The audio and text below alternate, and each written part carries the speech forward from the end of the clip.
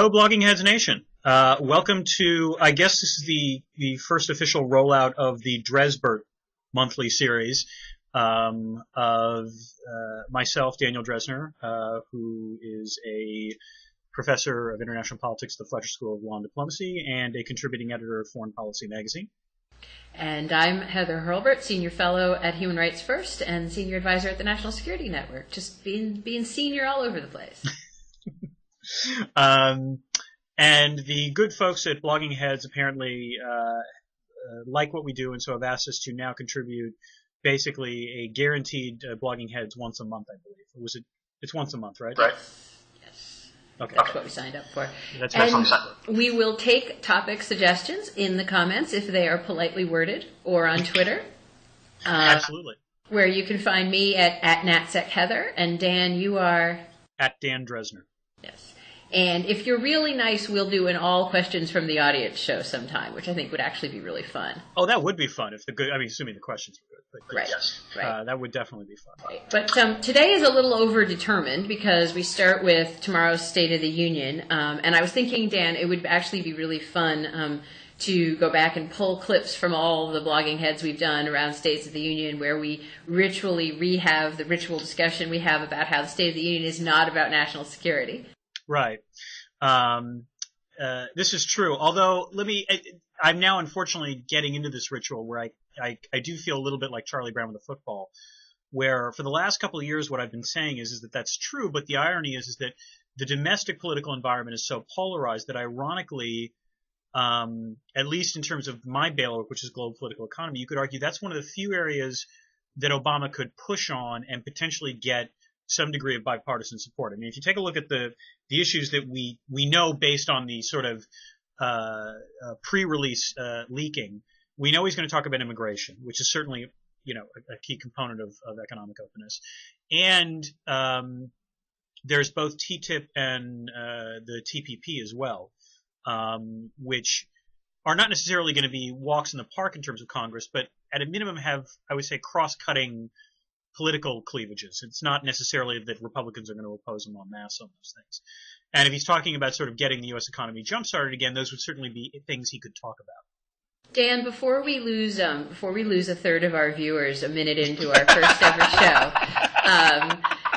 TTIP is the new transatlantic trade agreement being negotiated, and TPP is the Trans-Pacific Partnership. Right. TPP is Trans-Pacific Partnership, and TTIP is the Transatlantic Trade and Investment Partnership, I believe.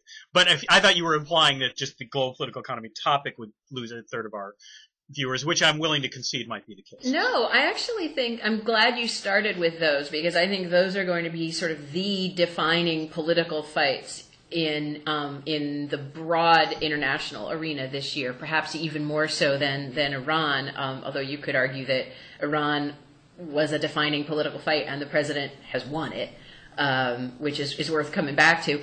Yeah, I want to go back to that, but go ahead. But two things, what's so interesting about those two trade agreements is you just framed them very much the way I think the president is likely to frame them, as a major piece of getting the economy going.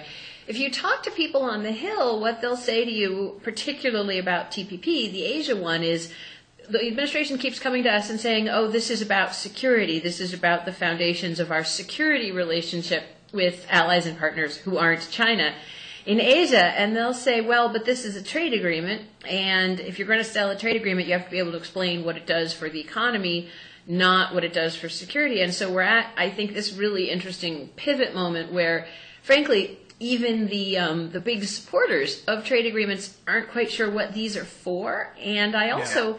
I think, and you and I have differed on this before, and the day is drawing closer when we'll see who's right. Dun, dun, dun. But I do think there has been some misunderestimation of just how much opposition there's going to be from both the left and the right, and from a group of folks who, by the way, are getting used to working with each other on a variety of issues and know each other's phone numbers. So I do think it's going to be a bigger political problem for the administration than maybe has been realized up to now. That last point you make is a very interesting one. I want to hear more about that.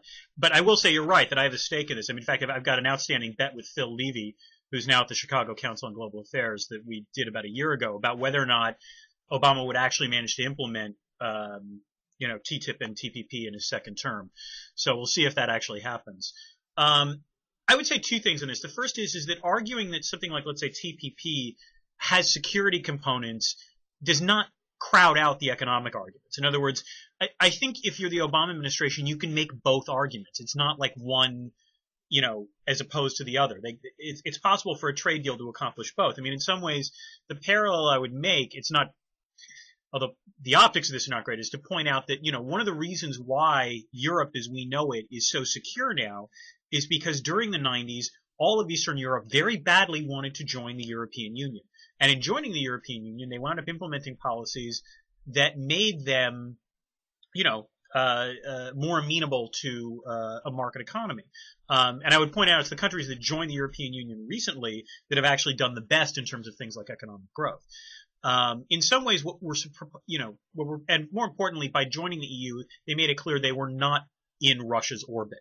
And so in some ways, I think that's the parallel argument you make on security with the TPP, which is to say, look, this isn't about containing China. It's about hedging against China. It's about sending a signal to our allies who have been concerned, by the way, about whether or not we're going to stay in the region, that in fact we're going to have both an economic and a military footprint in the Pacific Rim. I think you're correct, though, that the administration has not done as good of a job of saying what the economic benefits of TPP are.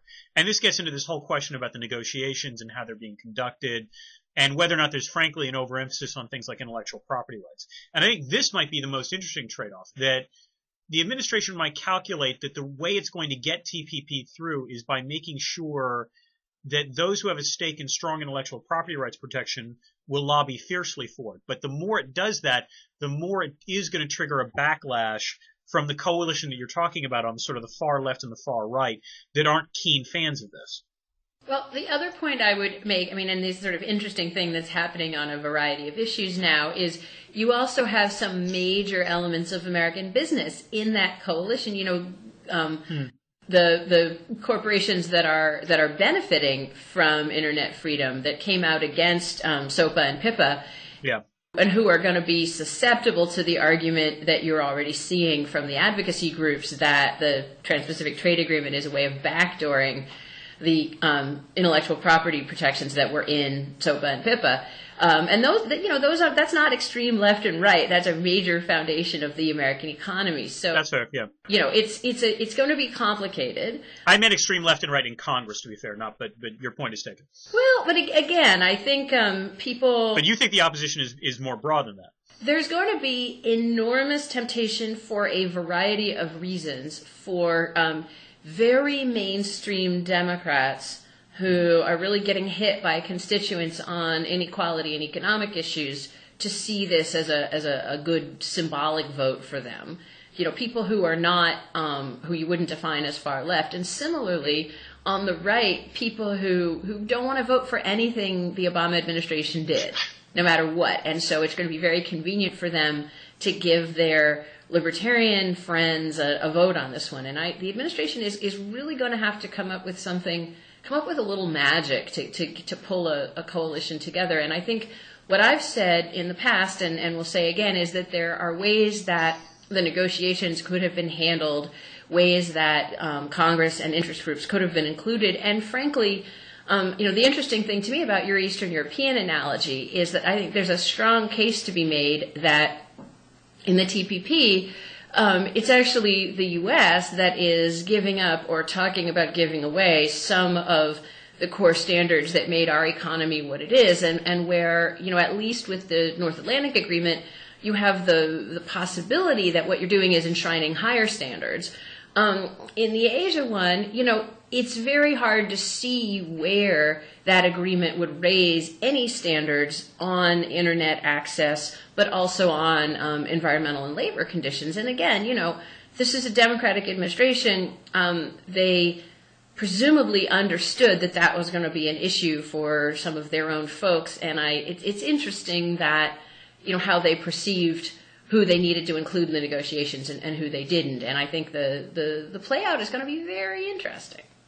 Well, here I will say a few things. First, the Obama administration deserves some blame for this, I think, because the fact is the president has never made trade one of his highest priorities. Now, I have my own normative preferences that I wish he would do that, but say what you will about that. If you're going to go down this road of negotiating a TPP and a TTIP, at some point the president actually has to not just mention it at the State of the Union, but actually make sure this is a higher priority for him. And he has never done that. And so, and this is actually a real problem for him more generally with respect to foreign economic policy. I've defended Obama against, accusations of, oh my God, he's a protectionist and, he's the worst thing to happen to the global economy. That's a load of crap. But he actually, if you look at it, there's a host of sort of foreign economic policy things that he could actually package together as things, to simultaneously, advance U.S. interests in the world and, potentially jumpstart the U.S. economy. So things like, not just TTIP and TPP, also the immigration package, also, getting Congress to actually pass the IMF quota reform, which has been a huge sticking point, and which we actually took the lead in negotiating, but we haven't implemented. And even something like the UN, the U.S. joining the UN Convention on the Law of the Sea. If you combine this as a package, it would indicate the United States is continuing to exercise leadership in the global economy. We're setting ourselves up to continue to be a leader in terms of trade and immigration, and even potentially accelerating momentum towards completing, the Doha round and so forth. I don't see the Obama administration, I don't see the White House ever coming to this conclusion. It's never going to be as high priority for them. And by not making it a high priority, I think they risk sabotaging the entire agenda. So I'm sort of, that sounded really reasonable when you began, Dan. And then you rattled off 4 things. Yeah. Each of which, to accomplish with this Congress, would be, at least as difficult as, I'm trying to think of some of the many, as getting a budget for this year, or of finally getting the sequester. Well, it's not a budget. I live this way. You're right. No, would you prefer, you rattled that off as if the administration could just get Law of the Sea ratified, when for God's sake, Bob Dole can't get, a disability treaty ratified sitting on the floor of the Senate. The IMF agreement should be a little easier, but on the other hand, not a lot easier, because business doesn't care about it, at least business does sort of care about Law of the Sea. So I do just want to point out that it's not, it's not like, oh, the Obama administration hates foreign economic policy and doesn't care. It's that our system is so sclerotic and broken, and the disagreement we have with a vocal minority who thinks that everything you just rattled off is aimed at destroying our way of life as we know it, means that any one of those things is a huge investment of capital by a president. And, it's fun to sit here, and I have my list of things I wish he would do too, but he doesn't have enough capital to do those 4 things with the Congress that he has. I'm going to push back on this a little bit. Let me put it this way. In the broader debate that, exists in Washington about why doesn't the president just lead, damn it, versus, the fact that the president is in some ways institutionally constrained for a whole variety of reasons. And this, in some ways, this touches on the David Remnick piece in the New Yorker that ran last week. I agree with you on the whole that there are ways in which the president any president, dealing with a Congress that is controlled, at least one house of which is controlled by the opposition party, is going to be constrained, particularly given the degree of polarization. That said, and let me put it this way, you're right in that sense that I think probably Law of the Sea is a pipe dream in terms of trying to get that through. The other things I mentioned, though, as I said, are not issues that are, you at least see, you don't see an implacable block on the other side. The fact that John Boehner... Wait. You think we're going to get immigration this year? from your lips to God's ears, but... maybe I'm misreading the tea leaves. The fact that you have John Boehner hiring McCain's immigration person would suggest that he wants to get an immigration deal done. Now, the issue might be, does the deal that gets done actually accomplish anything? And that's where I'm not enough of a policy wonk on that issue to, it's possible that you might get something that's just a figurehead. But I suspect, I actually do think there'll be an immigration deal. But I'm always an optimist on this, so I do think that that's sort of one of those things that if you're John Boehner, it makes sense to push for as a sense of getting something accomplished, which then allows you to oppose the administration on a whole variety of other issues, and yet still paint yourself as reasonable. Yeah, so I just think the brutal reality that any administration of either party, well, you could argue it either way, but probably the brutal reality that an administration would face at this point is that of the four things you just rattled off, plus, plus continue to defend the healthcare law against attacks, plus try to do some serious things on the economy, plus, oh, by the way, actually negotiate a final deal with the Iranians, you can do two. Maybe you can do two, and you got to pick which two. And that is that you can't, our government is not going to be able to sustain itself as long as that's the reality, but that's the reality we have. And I don't think there's some way that, as I said, I've got my long list of things I think Obama could do better, but there's a sort of coreness to how our system now functions or doesn't function that I don't think he could magically fix. I don't know. I mean, you are closer to the Beltway than I am, so to some extent you've got the gestalt down there far better than I do. And let me reveal the fact that I think I've been overly optimistic in the past on these sorts of things getting done, just because this is the one thing as a political scientist you occasionally have a weakness for, is I look at it and think, okay, the interests are aligned, I can see a coalition being created, therefore it will get done, without considering someone actually has to create the coalition.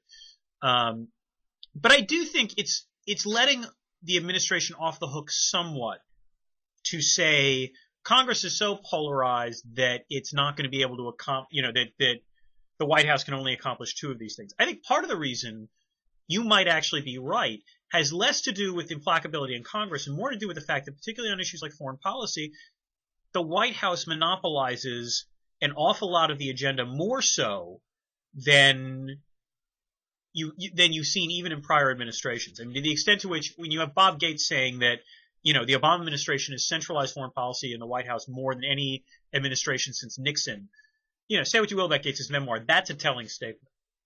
Yeah, and I mean, that's something that people have been saying around Washington for several years now. It's not an original observation to Secretary Gates. So let's actually pivot for a minute, because there are, I think, going to be several things in and around the State of the Union that reflect exactly the reality that you just said, that the administration is going to be focusing on things it can do without Congress.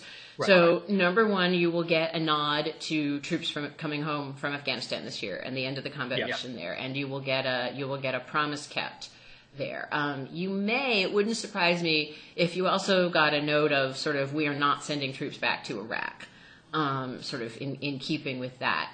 And third, as I mentioned, hold on, just to get you there, aren't we mildly negotiating the idea of sending advisors to Jordan to train the Iraqis? Yes. Okay. Yeah. Sorry, you're right. That's different from sending troops to Iraq, but But the other thing, just to note parenthetically about that's interesting, is that you have the White House on record saying it supports formally repealing the authorization to use force in Iraq, so that in fact it would not be lawful to send troops to Iraq, and you have some members of Congress opposing that. Which is a very interesting thing at this particular moment in time. And then you'll get, I think, at least some little nod to the fact that we have now actually begun implementing this first step deal with Iran that will, for the first time in, 15 years, actually have the Iranians under inspection, have their program stopped, and you had this cataclysm in Congress where there were efforts to force the president's own party to pass sanctions that would have killed the deal. And the Democrats held firm, and it didn't happen. And, I think there'll be a lot of noise in the House, but isn't going to happen. And that, frankly, is something, it's interesting. This is a campaign promise from 2008. And, although who knows how it turns out, and the Iranians have to actually live up to the deal, which is a rather significant thing. But this really marks a moment that sort of this intransigent and pretty strong minority view about how the U.S. should act in the world has been faced down and pushed out of the arena, which is a really interesting moment. Mm-hmm. I don't think the president will do that kind of a victory lap in the State of the Union. I don't think he should, but I do think people should notice that something really significant has shifted in the political calculus around foreign policy. I suppose you're right. Although my reaction to all of this was very different in the sense of I think we're on the same I think we agree substantively on the policy with respect to Iran, which was the idea that Congress should pass sanctions after the interim deal was signed is insane. I am glad that the Democrats eventually lined up behind Obama. I think what I found surprising was that for a couple of weeks it was not obvious they were going to do that. And again, this is an example where I somewhat blame the administration because they didn't do due diligence on this sort of thing, where they were hand-holding the Senate Democrats saying, look, do not, sign on to this, and here are the various reasons why. I think the thing I found disturbing was, I think in the end Obama won. What I found disturbing was that he actually had to fight a fight on this. Dan, that's actually not true on this one. And again, okay. I have many critical things to say about the administration's policy toward Congress. But, Wendy Sherman was up there several times a week. Joe Biden was up there. There was actually a significant amount of briefing and hand-holding. Exactly because, by the way, the administration everybody understood that there was going to be this effort not to allow the administration to set its own negotiating agenda. Let's put it that way. Yeah. And it was not. I think we hoped this was how it would turn out, but it wasn't clear. So, and I also think the administration made what was a smart choice in this particular instance, not to sort of preemptively declare war on Congress over it. There's a way that you could have actually overdone it, right? But should we actually shift a little bit off the State of the Union, because there have been a couple of other big things happening in Europe, happening out there in the world. I would be happy to. I did want to ask you one last question about sort of relevant for foreign policy in the State of the Union, which is: do you think Obama will talk about climate change at all? No. Okay. Or doesn't that fall under the category of things he might do by executive order that obviously is not going to get through Congress?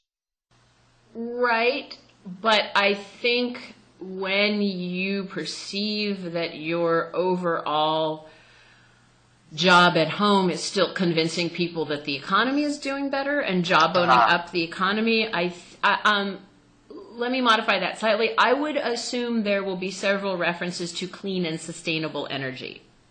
Any references to Keystone? No. Okay. But I'm sorry, so pivot away. Davos. Talk about Davos. I will start with a ridiculous anecdote that I saw, which is that there was a session at Davos devoted to teaching Davos attendees what it's like to be in a refugee camp, which included actors dressed up as policemen beating up other actors dressed up as refugees in front of folks like Sheryl Sandberg. Simply put, for fuck's sake. Here's my take on Davos increasingly. I think Davos has now reached the point where it's almost beyond caricature. First of all, I do love, I think it was Zanny Minton Biddos who tweeted this, but there was this discussion about how the Davos people were polled, and it turns out now that Davos attendees are concerned very much about inequality, which you have to love. It's just wonderful, and the absurdity of that happening. Although you could argue that the fact they recognize that this is a problem might be of somewhat use, but I've increasingly come to the conclusion, and I wrote a column for this on foreign policy last week, that at best Davos doesn't matter, because it's basically just a nice way in which people can meet, and it's a focal point, much like the opening of the UN General Assembly or the Bow Forum. There's a whole host of these things now. If you wanted to, you probably would not actually have to do any real work. You could just go from conference to conference, where you sort of do these sort of rub shoulders things. At worst, Davos matters when it gets stuff wrong, when there's sort of this collective groupthink that has emerged about the state of the world, and actually that state of the world turns out to not be correct, but because enough, influential people have that misperception, the misperception matters. So I think the biggest one, the strongest one that came out of this Davos was this notion of, oh my God, we're about to replay 1914, except it's going to be the Pacific Rim, and China and Japan are going to start World War III. And this was based on a number of things, sort of idle dinner where some Chinese entrepreneur apparently talked about how China could just occupy the Senkakus and it would be fine and it wouldn't actually lead to a war when in fact it would. And Shinzo Abe talking about, China acting as if it's in 1914 again, and not realizing the threats that are posed. And therefore, as a result, you've seen the new Muppet movie, right? Yes. The one with Amy Adams and Jason Segel. What do they do there? The evil henchmen go maniacal laugh, maniacal laugh, maniacal laugh. I always picture these sorts of things happening at Davos where they all go murmur, murmur, murmur, murmur, murmur, murmur, murmur, China, Japan, and so forth. I think this is going to lead to an inflated sense that a war is actually going to break out when in fact there's a whole variety of reasons why it won't. And so I will end this long rant by saying that I've become weary of talking about Davos. Well, now you have me imagining a sequel where the Muppets go to Davos. Oh, that would be awesome. That would make Davos relevant again. And I'm very, very excited about that. And I feel certain. I only regret that I just said that on Blogging Heads because I think that you and I should try to market that to somebody. We could totally pitch that idea because the sequel is coming out, I think, in like a month or two with Tina Fey, and like we could do the trilogy, which is the Muppet Movie 3, the Muppets go to the World Economic Forum. The Muppets take Davos. That would be awesome. I could just picture Miss Piggy, engaging in like a debate with Tom Friedman. That would be priceless. I was imagining the late night sessions with Animal myself. I did want to ask you one little thing though, which is there was an interesting, I think it was a BuzzFeed piece about the fact that despite all of Davos's efforts to engage in diversity and making it more than old white men attending this, there were still only 15% of the attendees are women, and shockingly, a lot of the women who attend either as attendees or as spouses or what have you, find most of the attendees ridiculously sexist, and that has not changed all that much. It basically, I don't know if you read it, but the BuzzFeed article made Davos sound like sort of, Mad Men in the 60s. I've been to Davos once, but as a staffer, so I have to say I experienced nothing of it. I sat in an overflow room and watched the speech I had written get given. Although I did have a great helicopter ride in and out of the mountains. But nice. Look, I mean, in a way, that is the perfect sort of example of the problem with that kind of approach to diversity. Because first of all, the whole ethos of Davos is that it's not diverse, right? You have to be already successful in a certain kind of way. You have to have won the Montgomery Burns Prize for the pursuit of excellence, yes. And then you have to think that it's the most useful way of using up your scarce time to go there. So everything that wants to be diverse is fighting over the small number of women, of non-older white men who have actually sort of made it into that rarefied state. And so the dirty little secret is that if you are a woman or a person of color, you have number one, you have your pick of that kind of thing. Number two, you probably have better stuff to do, and probably because your path to getting there was a little more challenging, you're a little more keenly conscious of what else you might feel like you need to do, and you might feel a little less comfortable going and sitting on your laurels. So I do think there's often, and you may just and again, I mean lots of places are not as good as the U.S. is on this. You may not have as much free time to devote to conferences, just as a publication that you named a minute or two ago has recently been having problems getting female columnists. And, the reality remains that women's evenings, the average woman's evenings are more filled with other stuff than the average man's are. It's better than it was in the 60s. But, do you have time to write an opinion piece, or do you need to help the kid with the math project? And that's a reality, and it's a reality that's changed more in the U.S. than it's changed a lot of other places. So, you're Davos, you're so powerful, you want to be more diverse, change the reality. Don't just fight over the same 15% of women. And by the way, it really does, it's no fun to sit on a panel and worry how many people in the room are looking at you and thinking, oh, well, at least they have one woman on this panel. As opposed Oh, she has a really great take on the issue. Right. No, I mean, obviously one problem is, as you say, that, you don't want to be the one woman where you've like got the neon sign saying the woman pointing at you. And the other problem is that I think apparently this year Davos instituted a way in which, like, I think corporations could invite one extra person if they invited a woman. And so as a result, that leads to the quota issue of people perceiving not just, oh, she's the woman, but rather, oh, she just got invited because of the quota reason, which is a horrible, it's counterproducctive. That is so fabulous because it reproduces the kind of arm charm phenomenon. So not only arm charm, do tell. Arm charm is, to be fair, arm charm can be a gender neutral term. You too, Dan. You too can be an arm charm if you work on your six pack a little bit. But an arm charm is one's date. Oh, eye candy. Okay. Yeah, but it's a date to an event that is specifically there for visual enjoyment. I will start working on the six pack because that's the only way I'm going to get to Davos. Clearly. But no, I mean the idea that you can bring a girl along, Yeah. Yeah. No. And actually, I know I have a good friend who went to Davos, and I mean, this person has a PhD and is a very distinguished scholar, but also would satisfy the arm charm requirements. And I think the problem that she encountered was, in fact, she was treated as an arm charm rather than as a actual scholar. I'm shocked. Yeah, I know.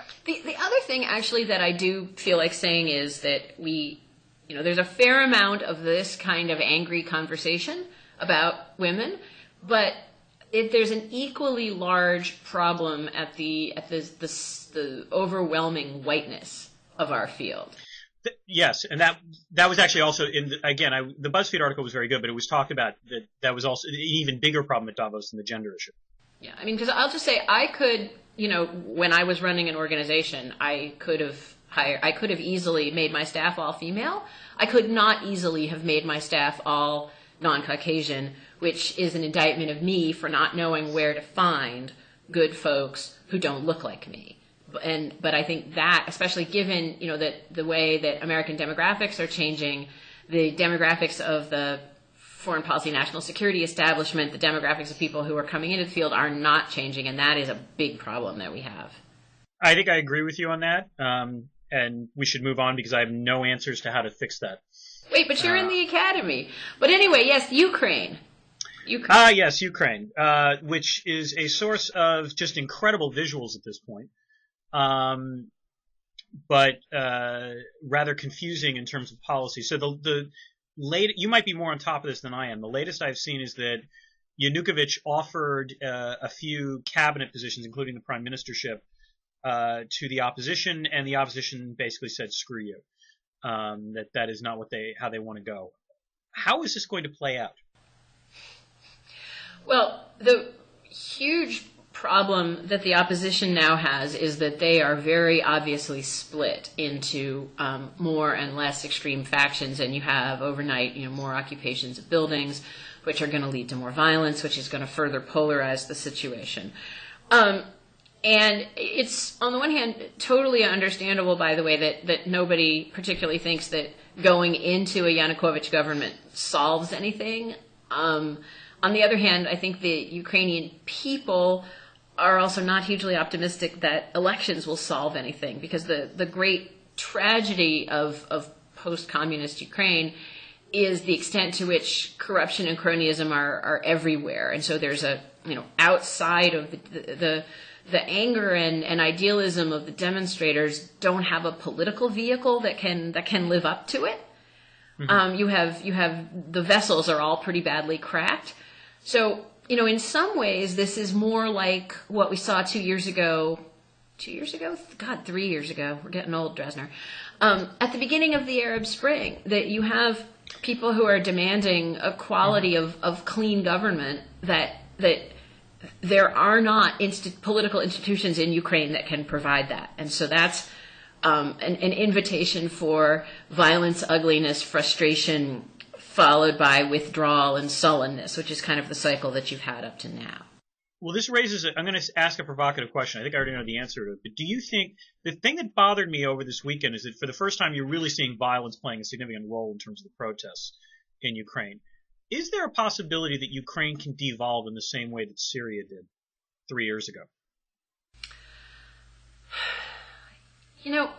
I studied in Ukraine. So did I. That's right. We had this conversation last time, didn't we? Yeah. No.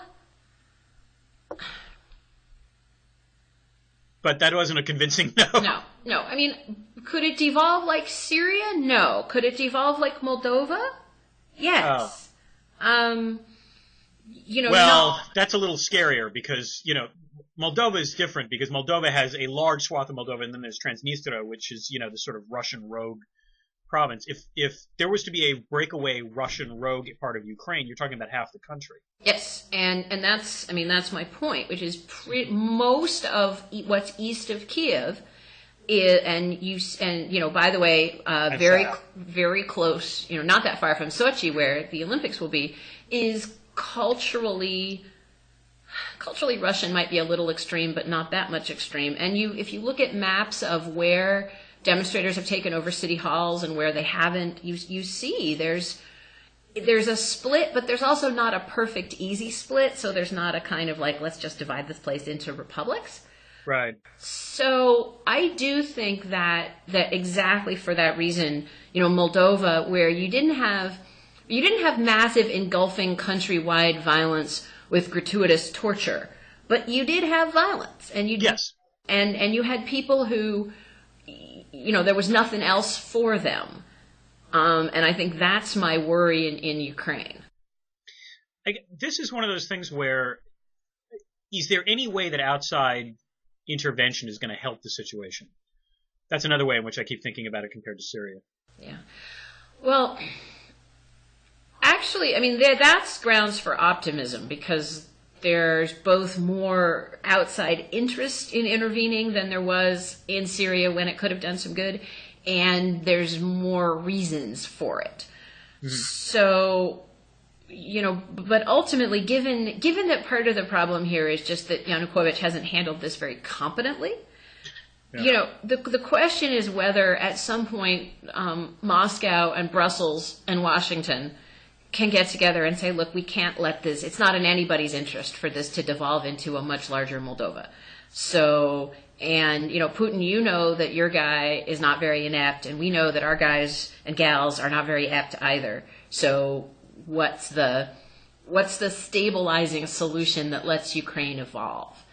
The other possibility, by the way, is not that this happens at the international level, but that it actually happens at the domestic level. Your point about Yanukovych not handling this terribly well is correct, and one wonders the extent to which his own industrial base, his own supporters, will look at this and think, if we can get rid of Yanukovych, we might be able to preserve some of our prerogatives without having the situation devolve into chaos. That also might happen. And I have to admit, part of me does wonder. You bring up an interesting point about how this is all close to Sochi, but that at a minimum it's close to the Olympics. Which might act as an interesting constraining, force on Russia if something breaks during the Olympics. Well, yes, but which is that the other side of that is if you continue to have scenes of chaos and violence and violence coming from multiple sources, then it becomes impossible for Russia not to be involved in restoring order. Oh no, that's true. My different observation was if you had an outcome where, let's say, Yanukovych's supporters finally said, okay, we've had enough. There is a compromise that is cut that is very clearly not a good outcome for Russia as these things go. But it happens during Sochi. Would Putin be constrained in trying to actually stop it? Well, I guess what I'm thinking about is in a situation where you imagine the Ukrainian oligarchs getting together and the Ukrainian security cardinals and saying, okay, we need a new guy. Yeah. There's actually no reason to think that would be uncongenial to Moscow. That's a fair point. Yeah. So I think any outcome like that you have is going to be at least bearable to Moscow, and that, by the way, is something that I think the rhetoric around this from Western observers has really kind of missed. That it just, you can't change Ukraine's geography and you can't change the culture that's already there. So the idea that you can have an outcome in which somehow, Kiev and Moscow are not very close anymore, it's It's just not going to happen. And I think at least some of the policy that's been laid out is laid out as if that's what we're trying to get Ukrainians to do. And that's not a good idea, in part because the West won't be there for them. I think the issue is not so much the geography. I mean, you're right. You would not want a maximal victory for the West on this, because all it will do is make Putin, wounded and defensive and trigger a security dilemma. I think the dispute might be about the culture, which is whether or not Ukraine, by, let's say, signing the EU accession agreement and by engaging more with the West, can in fact eventually see its political culture and political institutions evolve to the point where it more closely resembles a candidate European Union member rather than a candidate Eurasian Union member. Right. And then, but the question, if that's your goal, which is the right goal, I think, the question is, how do you accomplish that? And which actually, does sort of get us back to the classic dilemma of post-Cold War American foreign policy, right? Which is, if you ultimately believe that your national interest would be served by changing the political culture in other places, what are methods that actually are effective to change the political culture in other places? And, it turns out that those methods are slow and frustrating and not very easy to track and document. Correct. But they do, I do think you can argue, if you look at the bulk of Eastern Europe, that's also the best evidence that in fact these things can matter. That even if they take time and even if there are reversals and stumbling blocks and so on and so forth, you can actually affect a change in political culture. It just requires remarkable amounts of patience, which I grant you our political system in particular does not reward. But why don't we have to wrap up pretty soon, for me at least. So I think you also wanted to talk about Iran and Syria. Actually, maybe we'll just pivot really quickly by making this point, because I actually think what you just said is so heartbreaking in thinking about Syria. If you imagine if 3 years ago we, the West, but also the Turks and some of Syria's other neighbors had said, the really critical thing here is to support the people who are trying to move their country toward a political culture that we like. Mm-hmm. And, that wasn't done, and there's understandable reasons that it wasn't done. But now that political culture is gone, to the extent that it ever was born. And you really see that, I think, at Geneva too, the effort at peace negotiations, where what matters now is who has guns and where they have them and how reliable they are. I suppose I would push back a little bit in the sense of, I think, you could have had the absolute best policy implemented by, the U.S., the Arab countries, Turkey, you name it. And I don't think the outcome, about trying to push for a peaceful, change in Syria's political culture. And I don't think it would have made a damn bit of difference. And in fact, it's the past 3 years that convinces me of this fact, because it is very clear that if you look at, Bashar al-Assad's revealed preferences, it is that he will prefer to remain in power over just about anything else. Which means he was never going to accede to any sort of substantive reform agreement back in 2011. You're talking about a guy who essentially was willing to gas or kill his own people. If you're an authoritarian leader and you're willing to make that calculation, there's not a whole hell of a lot that the international community can do short of forcibly removing you. This is where I don't say I support this policy, but I do agree with the neocons on that. Yeah.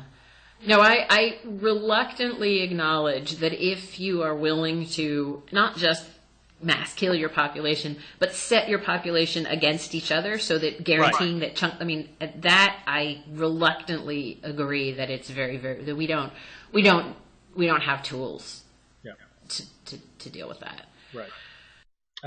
Well, on that, I think we can pair that though with at least something to celebrate today. I believe Tunisia has ratified, the Constitutional Convention has ratified its post-Arab Spring constitution. And as much as Syria is the most depressing story of the Arab Spring, I actually think in some ways not enough attention has been paid to Tunisia, which you can argue is the best case scenario for what happened with the Arab Spring, which is it does look like you now actually have what looks like a pretty reasonable constitutional democracy. And what's interesting is that in an odd way, I actually think Tunisia has benefited from not having more attention paid to it, because it's been challenging, and there have been some unnerving developments and some political assassinations and some abridgments of freedoms at various points. And I do think if more attention had been paid to it, there'd have been more yelling and hysteria about, Muslim Brotherhood Al-Qaeda, blah, blah, blah, blah. And instead, and I think if I were either a Tunisian or a Tunisia scholar, I would not agree with this. And, it bespeaks our ignorance and our inability to think calmly about just how hard this work of changing a culture from within is. But in some ways, I think Tunisia has benefited from nobody having time to be existentially anxious about it, other than its own people who, and maybe this is sort of the final point here, that the place that the neocon, that everybody in American political culture falls down, is the idea that you can do anything with political cultures other than empower people inside them to transform them. Well, no, I was actually going to say, I think that the theme was it Daniel Patrick Moynihan who said the central liberal truth is that political institutions matter, and the central conservative truth is that culture matters. And I had to say this, but I think the conclusion from this, the theme from this Blogging Heads, is that in fact we're both conservatives. I was just going to say, I don't understand why conservatives get culture, darn it. But anyway. No, fair point, you can quibble. But it turns out that the American political culture, the Davos culture, Ukraine, and the Middle East, no matter what, it turns out that trying to change these things is really, really hard. Yep, and there are certainly, God knows we have lots of commentators who think we're both raving conservatives. So we have thus gratified the base in our first blogging, in our first Drezburt, and Excellent. We look forward to seeing y'all next time. Bye-bye, everyone.